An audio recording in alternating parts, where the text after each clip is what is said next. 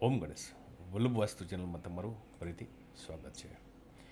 આજે મારે તમને ખૂબ જ અગત્યની માહિતી જણાવવી છે કે ભાઈ ફેક્ટરીમાં ઉત્પન્ન થયેલ રેડી માલ તૈયાર માલ ક્યાં રાખવો જોઈએ. તો તમે સામેના ચિત્રમાં સ્પષ્ટપણે જોઈ શકો કે વાયવ્ય ખૂણો વાયવ્ય ખૂણામાં નોર્થ વેસ્ટમાં રાખવો જોઈએ. ત્યાં જે બ્લુ ટિક માર્ક કરવામાં આવેલ છે. તે સિવાયની જે અન્ય દિશાઓ છે, ઉત્તર છે, પૂર્વ છે, અગ્નિખૂણો છે, દક્ષિણ છે, પશ્ચિમ છે, બીજો કોઈ ઓપ્શન ન હોય તો તમે રાખી શકો છો. અન્યથા બેસ્ટ તો વાયવ્ય ખૂણો ગણાય છે.